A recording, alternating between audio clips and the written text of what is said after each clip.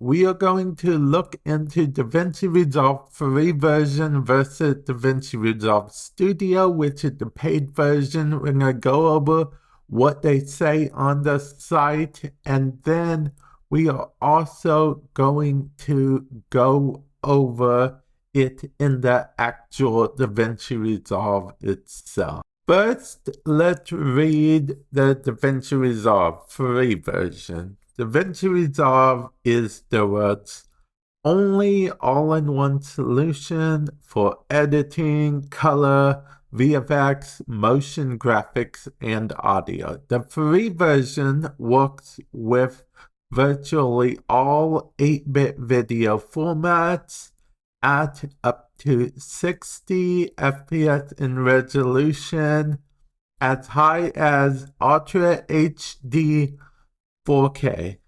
The free version includes multi-user collaboration and HDR color grading. Now, it's worth noting that the free version has most of what you need, okay? We will explore more when I show you guys on the software side of things, but let's read the DaVinci Resolve Studio, okay?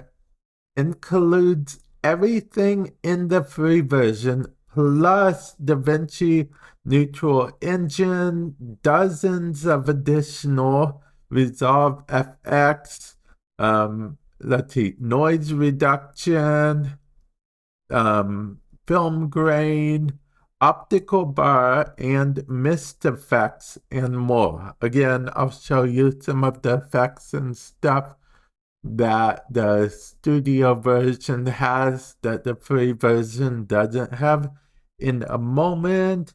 And it also supports 10-bit video at up to 120 frames per second and resolutions beyond 4K. So what they're referring to beyond 4K, right now it's 8K, but if we ever go higher up than 8K, I suppose they'll support that as well. If you want to buy Studio, I'll have an Amazon link in the description below. Feel free to check it out if you wish. But let's get into DaVinci Resolve, actually DaVinci Resolve. Okay, and now we are in DaVinci Resolve. If we go up here to About DaVinci Resolve, you will see that I'm running DaVinci Resolve Studio 18. Now, I am running this on a Mac, and that's actually very important because we will get to our first point here by clicking on the Delivery tab. You'll see H.265 here, okay? Now, the free version on Mac, actually, believe it or not, at the time of recording this, I believe, still supports H.265 as an option. But the free version on Windows does not support H.265 as an option. Only the paid version on Windows supports H.265. If you are your average content creator or whatever, it really won't matter too much to you. But between you and me, the H.264 on the free version is, I don't know, YouTube interacts with it weird sometimes. Not all the time though, just I've noticed I've had to re-render something once or twice because YouTube adds some extra artifacting with their compressing and whatnot. That might not even be a DaVinci thing. Let me know if you've noticed a similar thing. Back when I had the free version, I noticed this better. Okay, so now let's get into some other stuff, okay? So, basically, we will look through our effects here and whatnot. Anything with a marker on it, red marker, indicates that it's a studio version. Okay, let's see if we can find any actual effects that came with it. Here, like here, this cross resolve, this is a studio feature. It's very odd to me why this is a studio feature because of the fact that it's your basic cross dissolve. I keep calling it cross resolve. I get that because I'm in DaVinci Resolve. And that's basically how you tell certain things, okay? Like this means it's a studio only version again. Well, it could mean something different these days, but back when I had the free version, it would always say, hey, you have the free version. You can try this, but in order to unlock this effect, you gotta do paid version. So the crossfades for the most part. Like this crossfade for audio, the crossfade for video. We can check, see if any of the titles. As you see, I have some extra titles and stuff involved. The good thing is that not everything is locked behind paid here. A majority of it is free. I mean, you even still get the Fusion tab in the free version. Let's go to all of our audio stuff here. And as you can see, most of the audio here is, under the free. So, depending on what you're looking for. Now, this is only with this. There are extra features such as the cloud.